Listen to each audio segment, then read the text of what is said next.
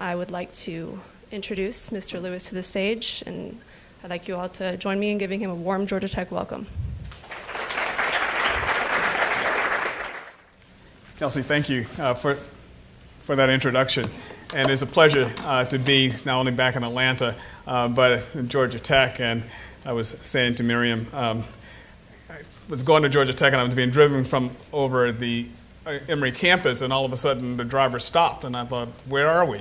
And I realized that the business school is actually in the heart of Atlanta and downtown rather than the main campus. And that was actually nice to be reminded of where I was headed and what it was to be about.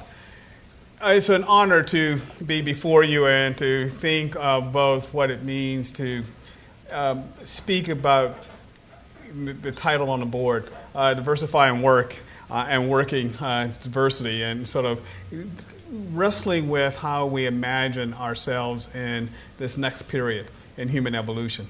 And so what I'm going to do, as you see in the title, so behind the screen, I indeed was the president of the Andrew W. Mellon Foundation up to 2 weeks ago.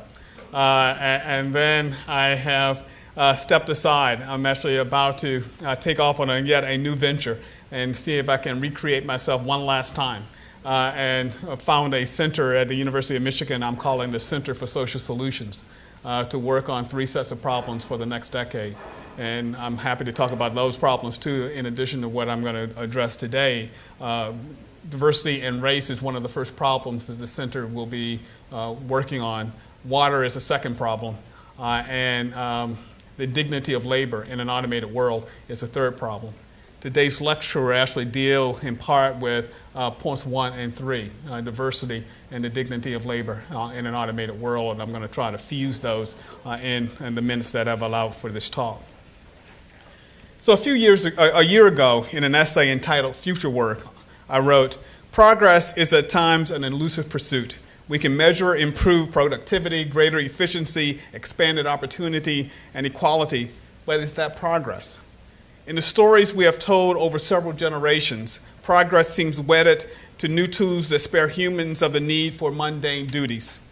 Those stories and themes also unearth a fear about continued relevancy and purpose. From the chores we assign the young child, the first job held by a teenager, to the first paycheck earned by a high school or college graduate, we have rehearsed the value of work. So as we look to the future, imagine a decade or 2 from now. What is the future of work? This is a question demanding serious attention. In all likelihood, this future will neither be utopic nor dystopic, but rather reveal a complex set of choices that cleave at the social fabric, threatening to fracture the body politic. Perhaps now is time to ponder future work, so that we can be the architects of the world we seek to inhabit, rather than the victims of the future we casually create." That piece, as I was writing and thinking about it at that time, called on universities, learned societies, for-profit and not-for-profit companies to come together to imagine a new partnership on behalf of the common good.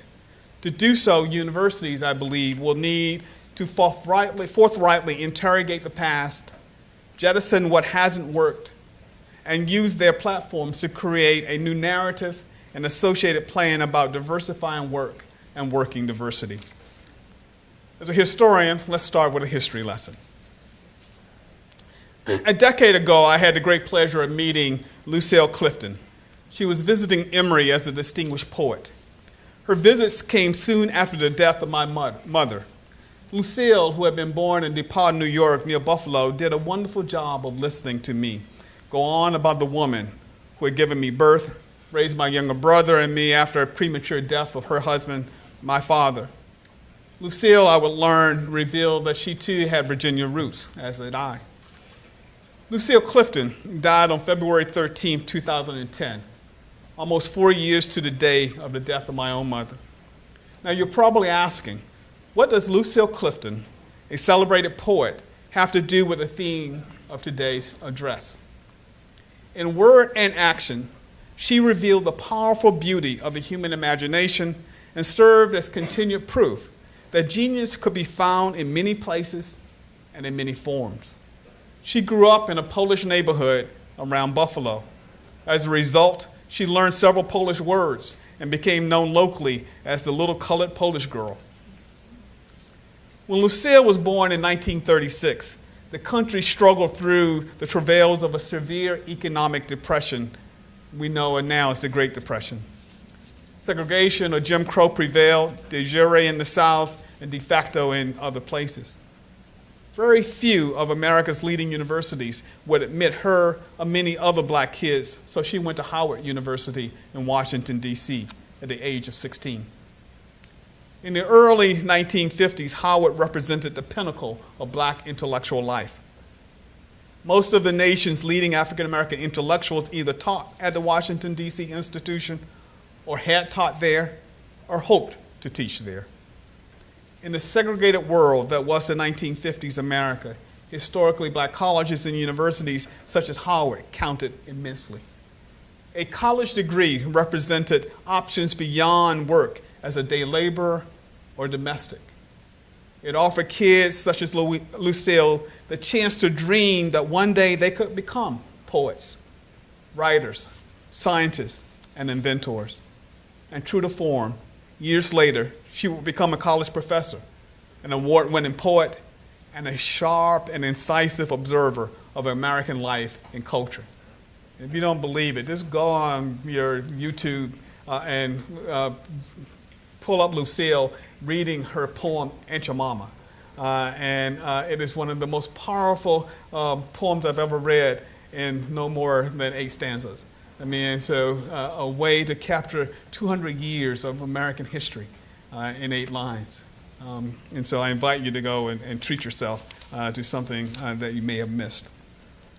In the nearly half century since Lucille Clifton headed off to Washington, D.C. and to college, much in America changed. The judicially enforced prohibition on interracial relations changed significantly.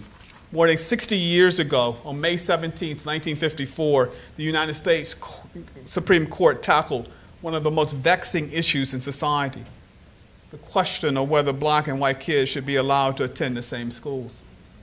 Since the end of the Civil War, local municipalities had effectively segregated children of different races in schoolhouses across the South and much of the nation.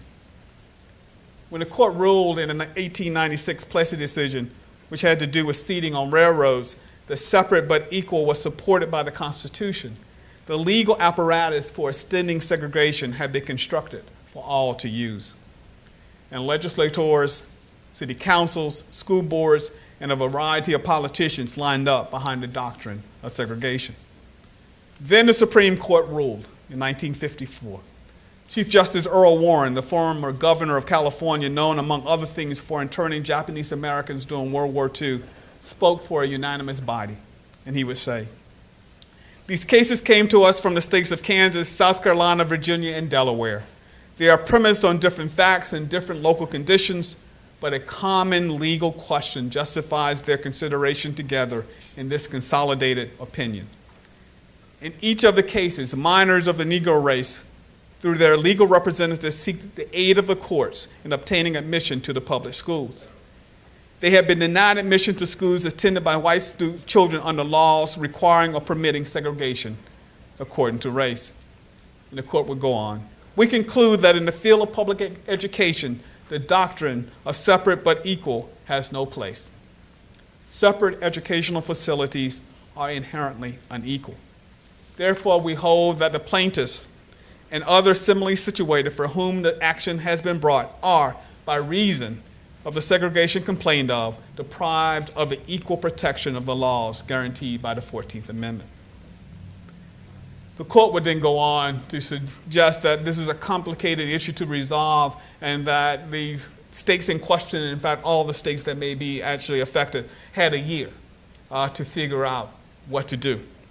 And so a year later, so it's 54, a year later the court issued its final ruling in what's been known as the Second Brown decision, here instructing school districts to end the practice of segregation with all deliberate speed. All deliberate speed. I will say and have written that this is one of the most fascinating phrases in American judicial history.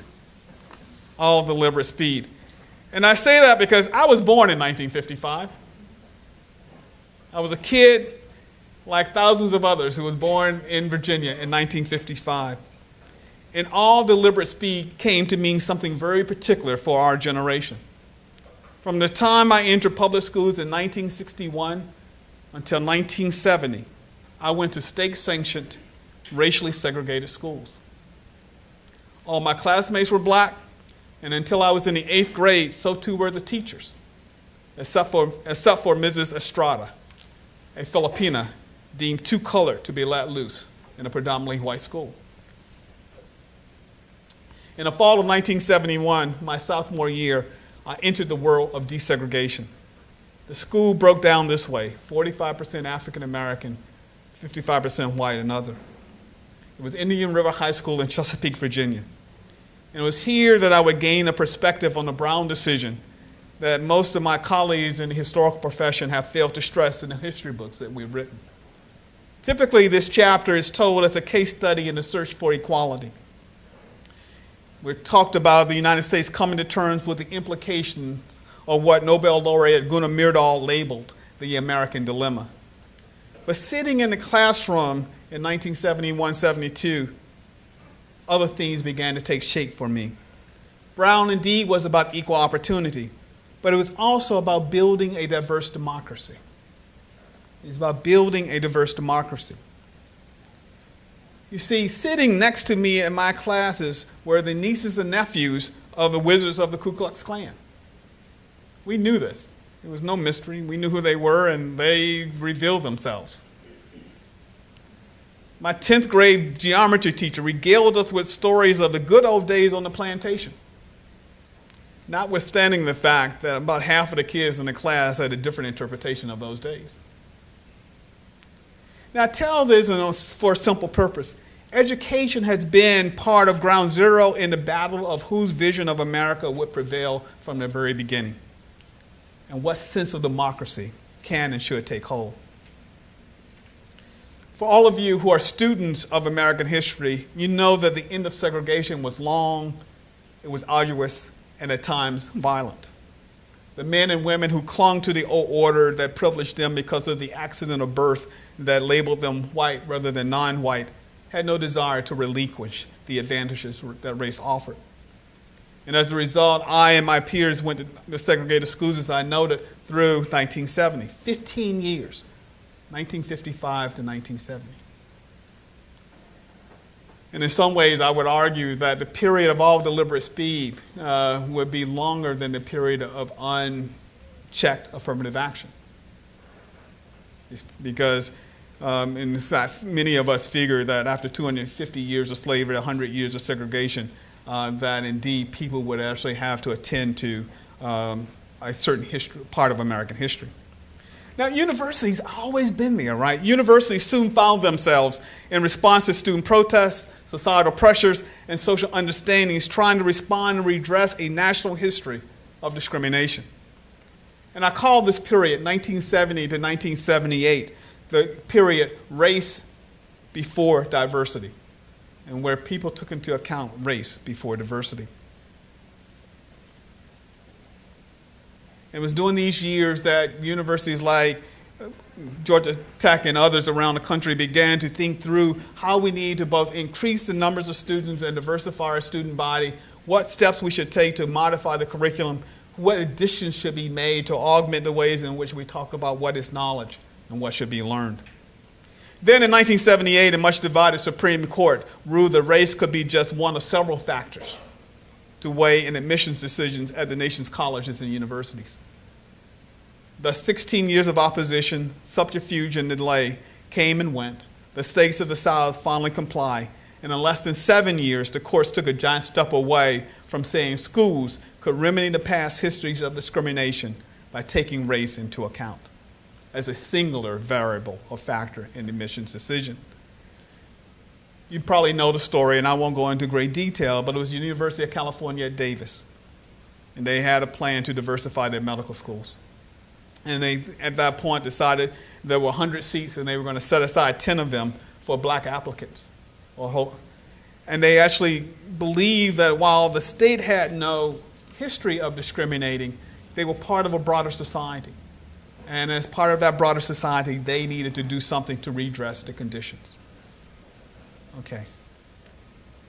1978, and perhaps the most convoluted decision I've ever read from the Supreme Court, ruled that, and this is that race could be one of several variables, but not the only one. And hence, when you get to the period of then diversity as a way to think about how we actually construct classes in our selective universities across the United States. And I make a point about it saying it's selective universities because in a lot of places, this is not an issue. Everyone who applies is admitted, period.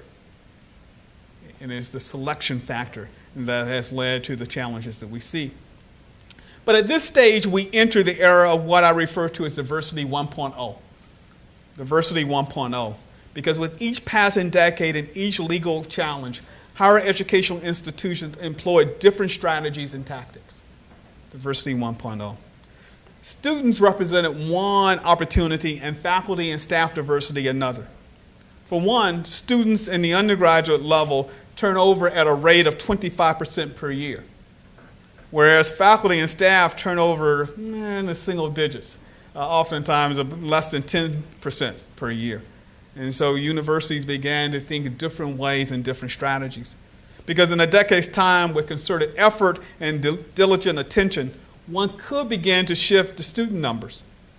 It would require more assiduous work to change the composition of the faculty and the staff. Beginning in the 1980s, selective colleges and universities would begin to try to figure out how to do so. They adopted high schools with sizable numbers of students of color, trying to compete for the best talent.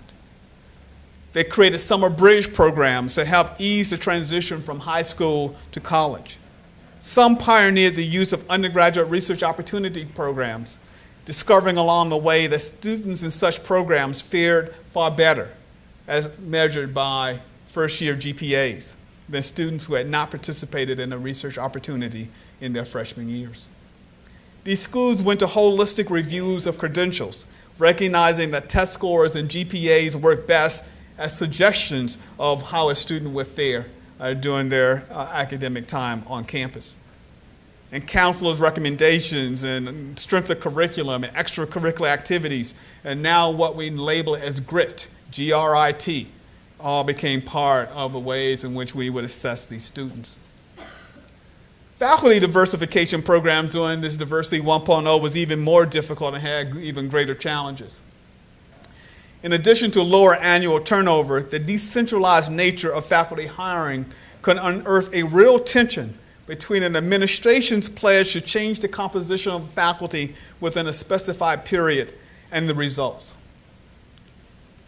There is the enduring myth of the pipeline.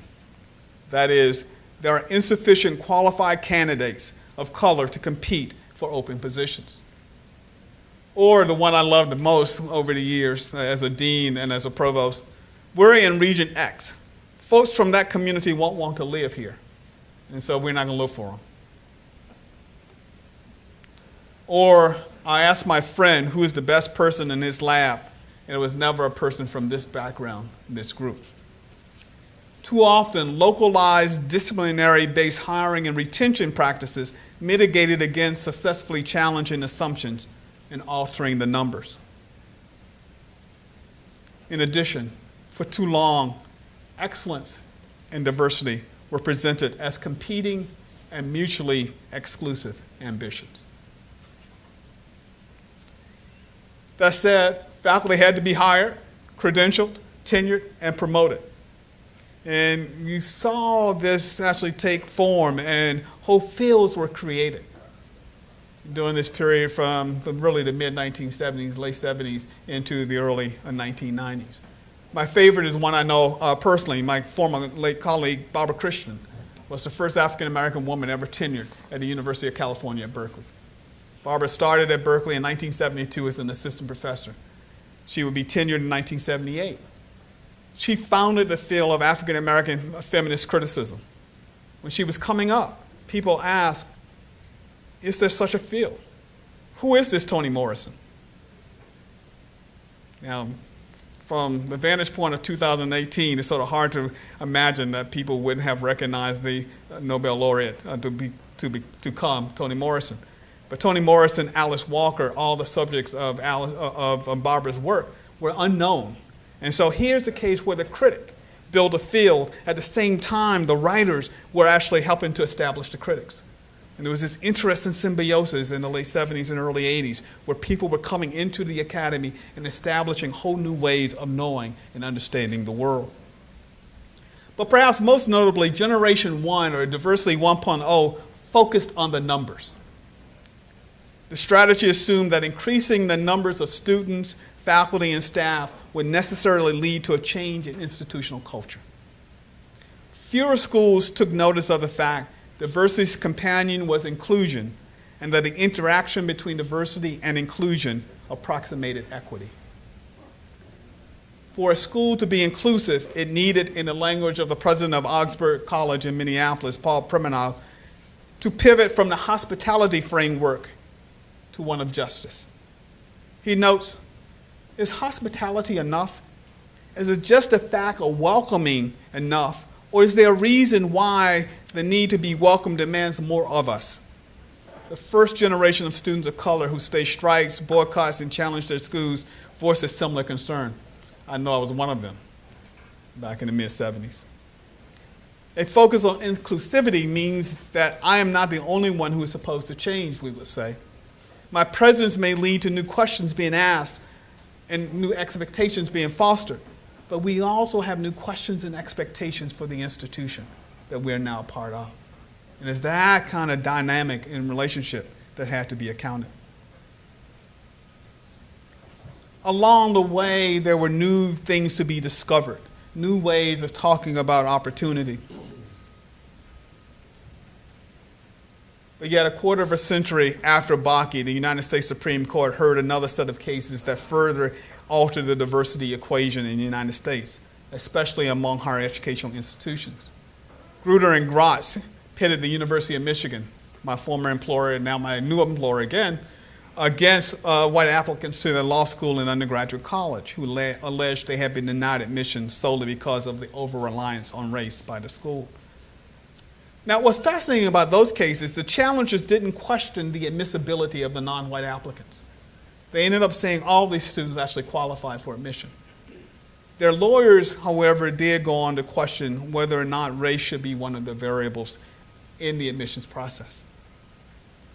And that continues to sort of help and shape judicial debate in the United States. That's been followed on by statewide referenda in California and Michigan and elsewhere that have placed limits on the use of race. I set all of this up because it means then that a number of schools are where I think now what I think of as entering into the era of diversity 2.0. Diversity 2.0. And this is where it's against a backdrop of ever-increasing racial and ethnic change in America. Most demographers predict that by 2044, the United States will have a non-white majority. Now, projections show a coastal phenomenon, with the majority of Americans living along the East, Gulf, and West Coast, and with much of the diversification occurring there as well.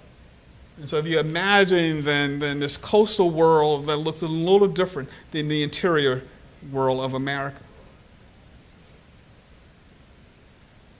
For some, this suggests no further. However, for some people, it suggests that we now no longer have to deal with any kind of concerted effort on the part of anyone because the numbers will take care of themselves. Wait till 1944, and we will get to another point. You can tell by the tone of my phrasing, I'm a little dubious about that. Others note that the current political moment and observe numbers should not be confused with power, wealth, or political control. The distribution of the population means that the interplay between diversity and inclusiveness may never produce equity, which is not the same as equality.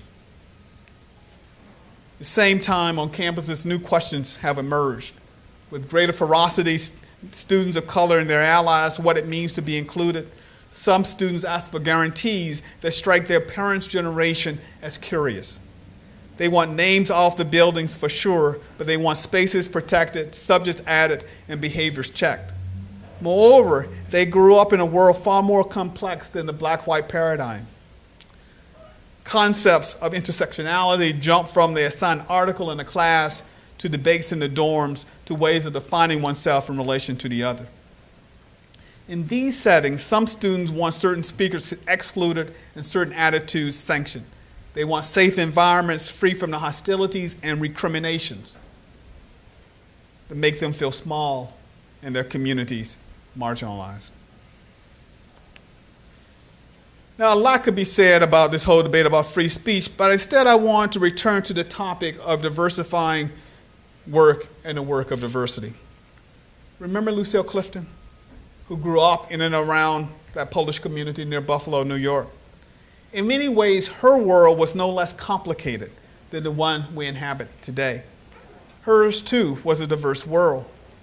Yet she came of age in an industrial period in American history. She lived in an industrial era, which followed then by deindustrialization. And that deindustrialization has moved us now to the next phase of a digital era where the knowledge economy begins to fuel and shape everything we imagine about the future. And so from industrialization to deindustrialization to digital and a knowledge-based economy. That's the new context as we think about what diversity looks like and how we begin to imagine diversifying work and working diversity in the period of sort of diversity 3.0. If we move from diversity 1.0 to 2.0 to 3.0, we then need to look at sort of the macroeconomic shifts and anticipate then the next 25 to 30 years. 2 years ago, Nancy Cantor, the chancellor of Rutgers University in Newark, and I co-edited a volume we call Our Compelling Interest, The Value of Diversity for Democracy and a Prosperous Society. The volume, as you've heard a little bit, is the first in a multi-year effort. It tries to drive home three key points. First, racial and ethnic diversity is not a theoretical concept. All the demographic projections point to a non-white majority by mid-century. Two, numbers are not destiny. Unless we carefully define what we mean by diversity that moves beyond the old binaries, without running away from their hold on the American imagination, we would never, never be in a position to fully leverage diversity for the benefit of most.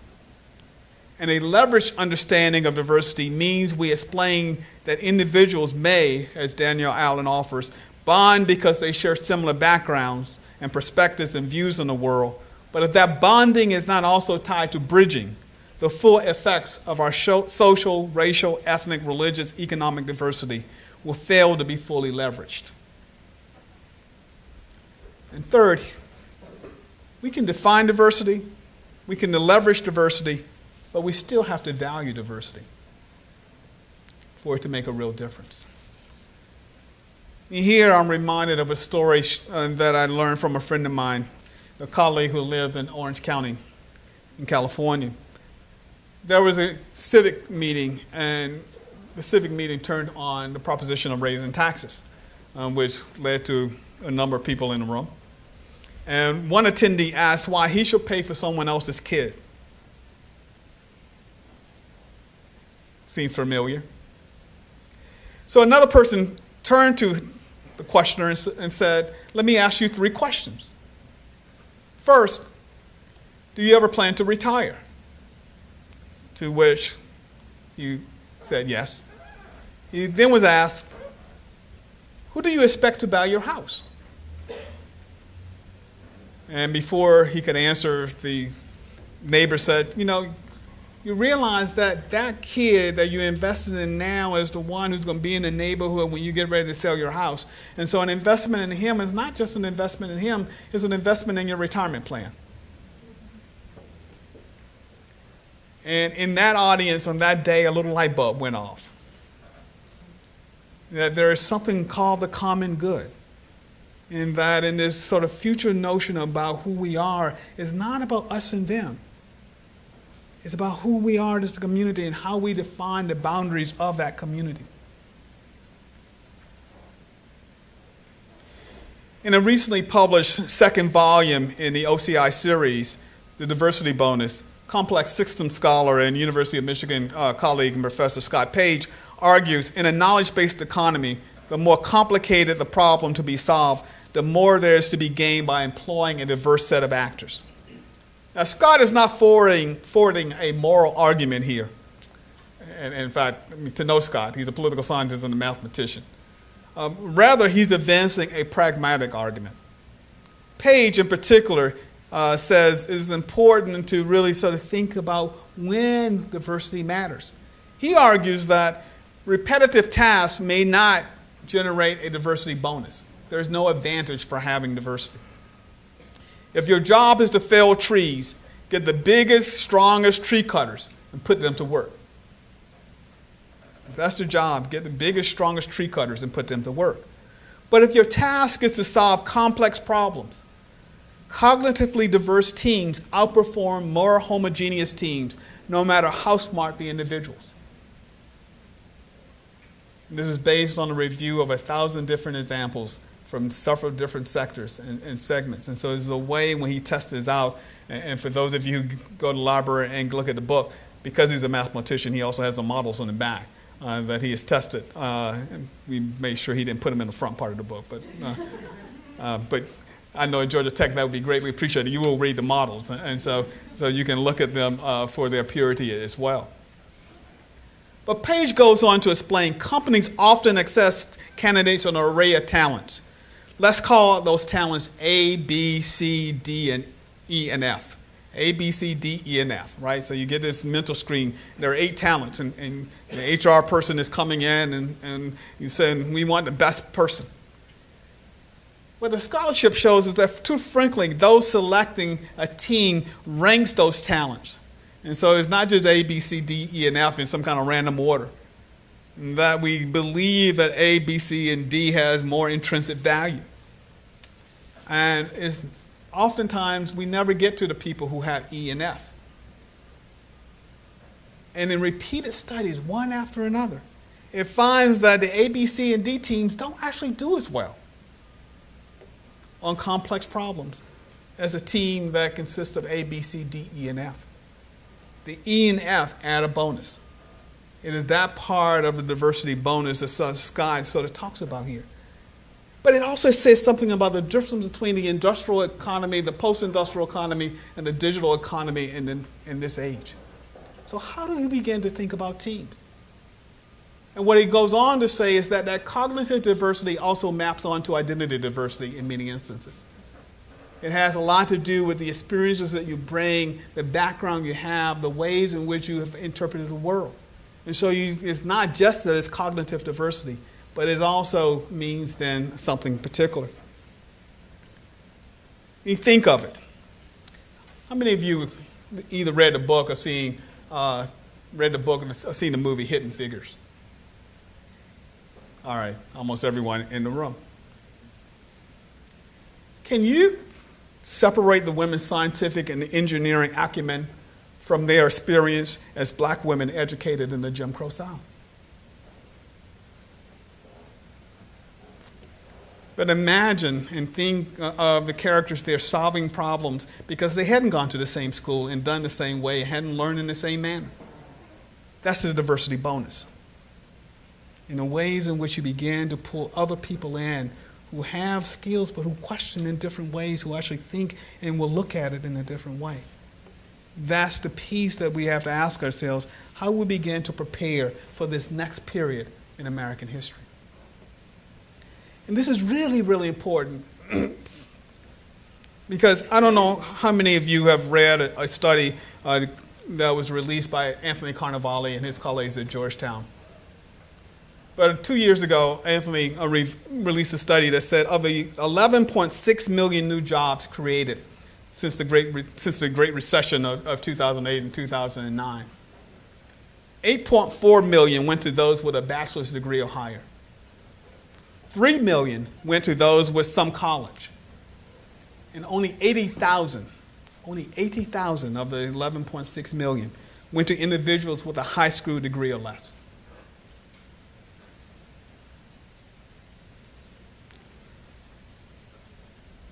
College matters. Education matters. It always has, and matters even more now.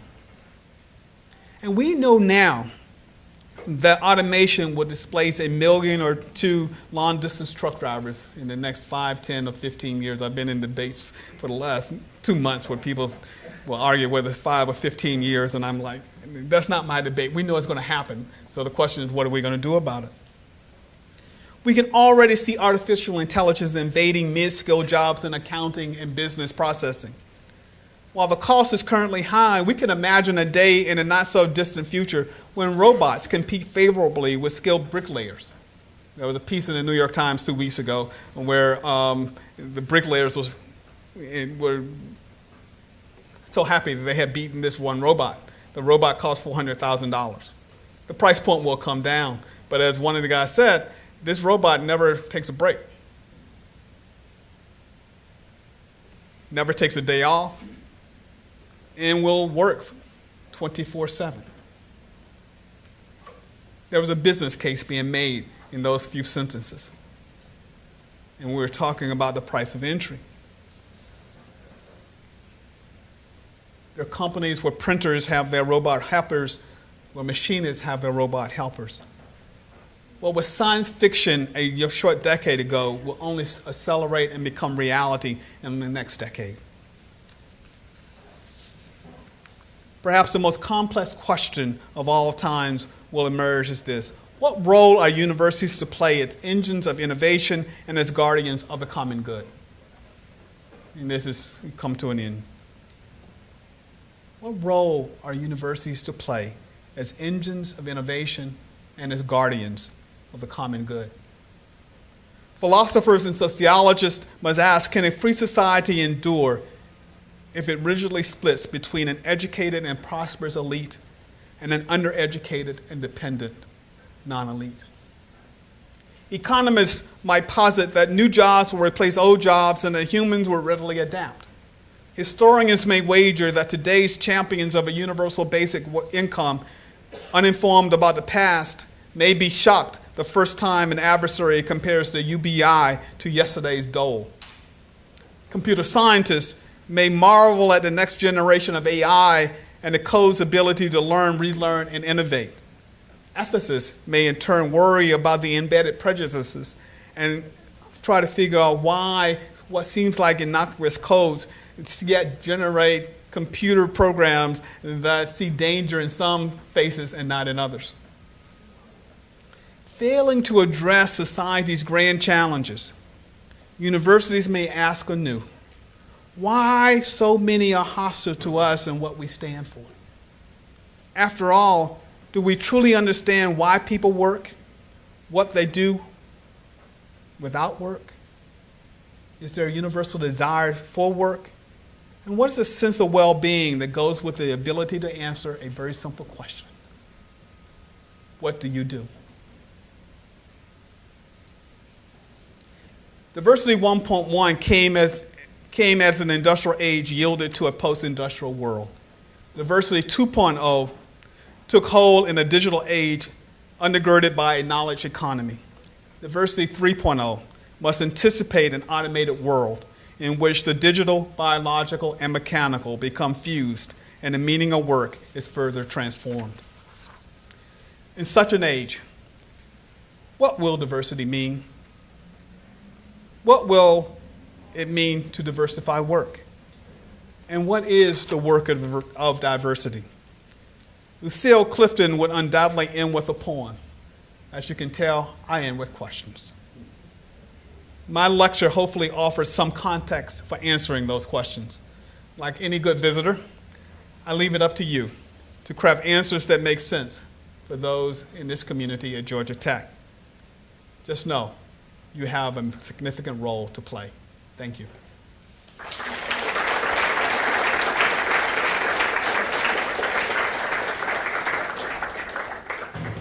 And I'm told I have a range here. I can move from left to right. So to stay on camera. But I'm also happy to entertain any questions. And so if there's someone with a microphone, and if you don't have questions, I'll ask you questions. And so that's fair. Hi, Dr. Lewis. Yeah. I'm here. So my question pertains to university's role in reaching backward past high school. So my own undergraduate university had a program that encouraged young black men and women in high schools to come visit our university, encouraging them through various programs to attend a historically STEM college. But thinking about it, a lot of the issues with bringing minorities into a higher education or even into high school start far earlier, into elementary and middle schools.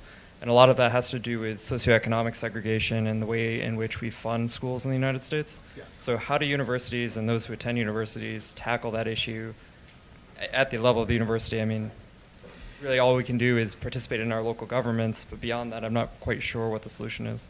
No, thank you. That's a very, very important question. And as you probably know, America's public schools are actually more segregated today than they were in 1960. And so a lot of this reflects housing segregation patterns that have remained persistent and stubborn. And so then the question is, you layer on top of that opportunity and economic challenge. So there are three things I would say that colleges and universities can do. One, universities are anchor institutions. They aren't going anywhere. I mean, think of the last university that picked up and moved. All right, if you can find one, tell me. But there's been one I can think of. But they tend to be part of a community. So part of that is actually coming up with a 10-year plan to ask, all right, we can't address this across all of metropolitan Atlanta, but are there 2 or 3 or 5 or 6 schools that we can work with for the next decade? And to begin to actually craft a plan of action in partnership with those schools to see if we can actually provide that kind of basic assistance. I mean, this is a new model, I think, for higher education to think about what it truly means to be partners with the communities in which they sort of coexist. So that's one part. The second part is actually stems from there, is also to raise questions about basic research. Research universities are that. They're research universities. They're driving new ways of thinking about the world. What does it mean to actually bring young people in and to expose them to a set of possibilities they could not have imagined? So I hinted at a series of studies that were developed in the 1990s.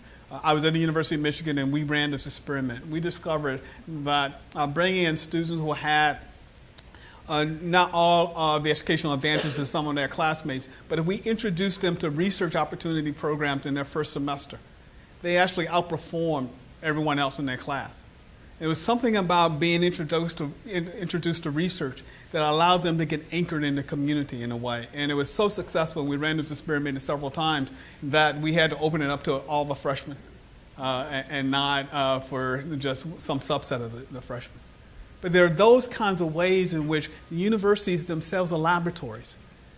We don't oftentimes experiment on ourselves in the ways that we experiment on other things. And so what does it mean to actually use the power of research to actually run a series of controlled experiments about how we can actually improve outcomes? And so that's the piece. And then the third one is actually what your neighbors down the street at Georgia State are doing. And so what Mark will tell you, Mark Becker, the president of Georgia State, will tell you, is that they actually have now eliminated all disparities in graduation. And they've improved graduation outcomes for all their students. They do this by using data analytics.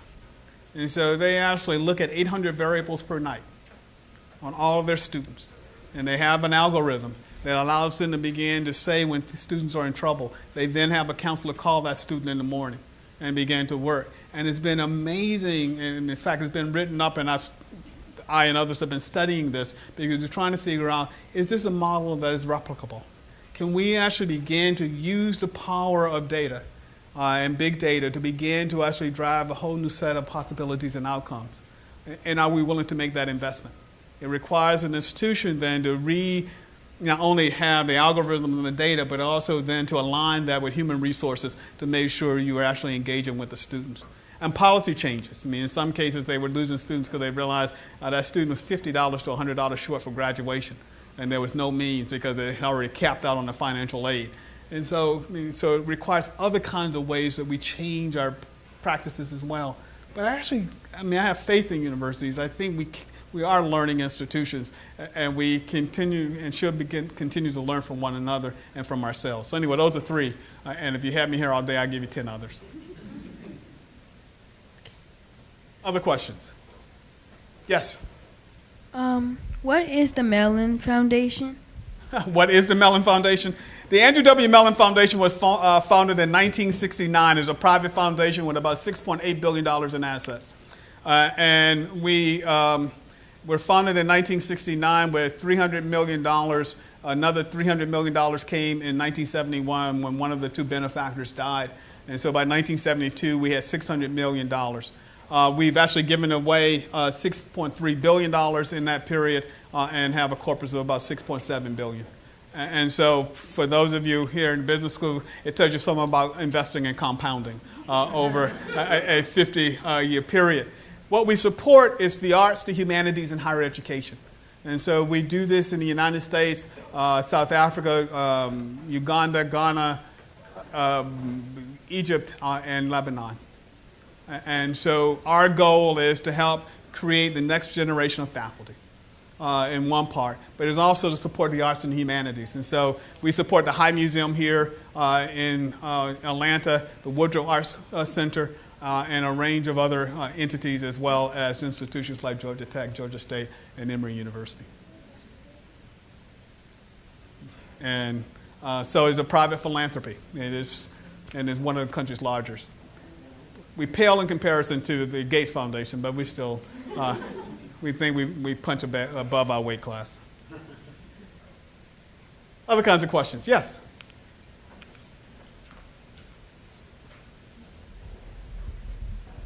I wonder if you can comment on the New York Times article that reported on the race and economic opportunity in the U.S. that showed incredible effects of racism, particularly for black men, and how do we address that earlier and better? So for those who haven't read the article, there was a piece that came out of a series of studies where several researchers from several different institutions actually got access to IRS data and a whole range of other data, and they could actually track over a 30-year period. High school graduates, the jobs they took, what happened to them. And one of the most profound pieces here was that if you were black and male and came from an upper middle class or even upper class family, the likelihood that you were able to sustain that economic position over your lifetime was less than any other population. In fact, in almost all cases, you dropped down. You were more likely to end up in middle to lower income economic brackets. And this was confounding data in a way because it actually challenged our basic assumptions in that class and race were twin variables, and that in diversifying, particularly university settings, that class was a good proxy for race. And what this piece actually comes to show, no, it's not. That in the United States, at the very least, race does matter. I mean, I give this lecture all the time, and I will answer your question. I give this lecture all the time where I go, just think of it. Everyone in this room, and I started giving this lecture 35 years ago when I was an assistant professor at the University of California, Berkeley in 1984. And so I realize now how I really was ahead of my time because now the genomics have caught up with what I was arguing. But we all share 99.9% of the same DNA material, right? So all of human history has been written about 1/10 of 1%. Sit with that for a second.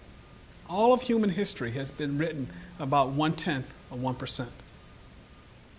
As humans migrated out of the African continent 60,000 years ago and moved across the globe, we created a new origin story at each turn. And in creating these new origin stories, we forgot the original origin story. And so we end up then assigning more importance to those new origin stories. And we did it by actually then creating moats and armies to separate us and protect us from one or another. And along the way, then, this crazy thing that we call race began to take hold.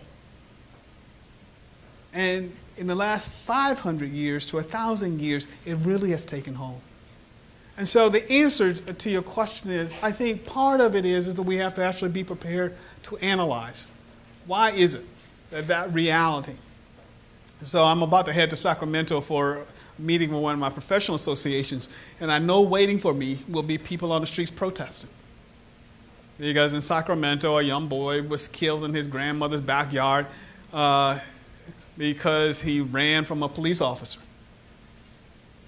Now, one would argue running from a police officer shouldn't be shot at 20 times. And his only weapon was his cell phone. And so you're trying to figure out what is it that we have learned over the years that would allow people to see danger. That's my reference to the code that we built. Because you realize the code that we built by humans. And sometimes we build in our own implicit biases into those codes. This is not completely natural. And the stories we learn. I remember when I was dean of the graduate school at the University of Michigan, my colleagues in engineering would always say to me, diversity, Earl, we don't have to deal with that in engineering. It's all about the science. And I would look at them, and I said, it's a good thing you know a historian. I said, so let me ask you something about your lab. And go and ask your RAs. Ask them if they're from different parts of Asia. What did their grandparents tell them about folks from Japan, if they were Chinese or if they were Korean?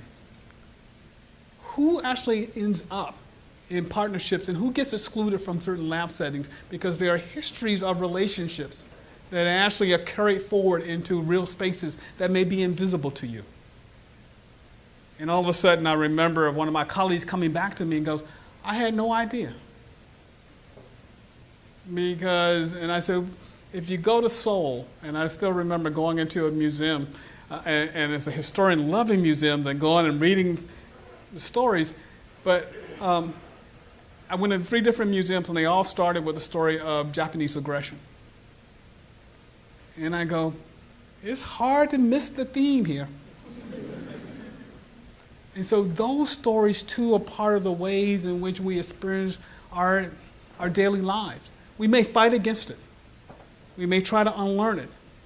But it's all part there. And so for these young men, I think part of our challenge will be is to actually say, now we have data.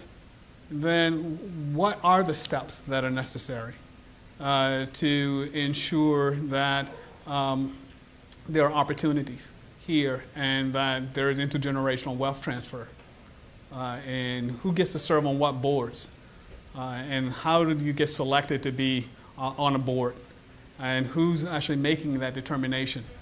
As someone who serves on a couple of corporate boards, I remember being the first African American on this one board, a new startup that became a publicly traded company. And then trying to figure out how you add other people and how we begin to diversify that board, and what questions need to be asked. But if no one's asking that question, you don't get the change. And what I discovered along the way, there actually is wealth that comes from serving on these boards, and wealth that is most likely transferable intergenerationally. But there's work there. So anyway, that's a partial answer, but it's a complicated question, and it's one that's about 1,000 years old and making. And so hopefully it won't take us that long to unsolve it, but we have to begin to pull it apart. And to that end, one of the things my new center is going to do is actually take us back to the beginning, 400 years ago. And so I'm actually going to lead a 10-year conversation on the impact of chattel slavery on the American past and the American present, and have universities, public media, museums, and a whole range of others prepared to work in combination to try to begin to address this issue. Maybe once and for all, but we'll see. And that's it. I believe we're out of time. Hi. So thank you for being here today. Thank you.